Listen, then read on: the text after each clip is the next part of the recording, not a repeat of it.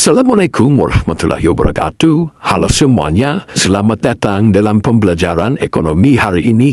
Kita akan membahas salah satu cabang ekonomi yang sangat penting, yaitu ekonomi moneter. Apa sih sebenarnya ekonomi moneter itu? Kenapa ia menjadi dasar dari kebijakan keuangan suatu negara? Yuk kita bahas bersama. Ekonomi moneter adalah cabang ilmu ekonomi yang mempelajari peran wang dalam perekonomian. Ilmu ini membahas bagaimana perubahan jumlah uang beredar dapat mempengaruhi inflasi, suku bunga, nilai tukar, hingga pertumbuhan ekonomi. Wang bukan hanya alat tukar, tetapi juga alat penyimpan nilai dan suatu hitungan. Ketika uang beredar terlalu banyak, bisa timbul inflasi, tapi jika terlalu sedikit, aktivitas ekonomi melambat.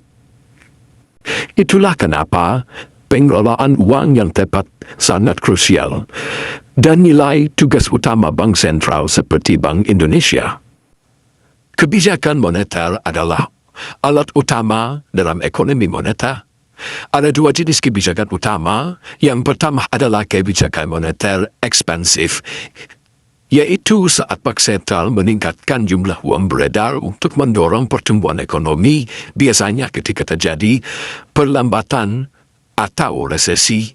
Yang kedua adalah kebijakan moneter kontraktif, digunakan untuk menekan inflasi dengan mengurangi jumlah uang yang beredar.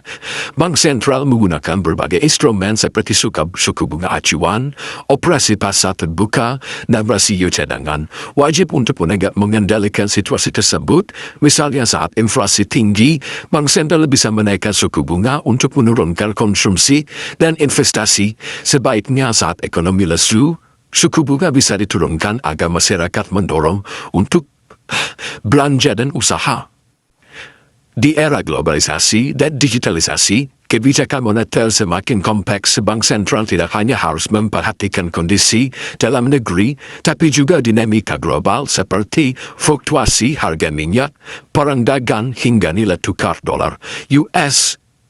Selain itu, munculnya mata uang digital seperti cryptocurrency dan konsep central bank digital currency atau CBDC untuk mengubah landscape moneter. Bank Indonesia sendiri tengah mengembangkan digital rupiah sebagai bagian dari inovasi keuangan yang adaptif dan inklusif. Jadi, ekonomi moneter bukan hanya soal teori, tapi juga berkaitan langsung dengan kehidupan sehari-hari kita, dari harga barang, kebutuhan pokok, hingga suku bunga pinjaman.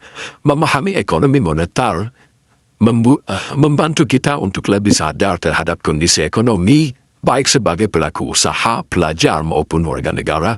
Terima kasih sudah menyimak. Sampai jumpa di pembahasan ekonomi selanjutnya.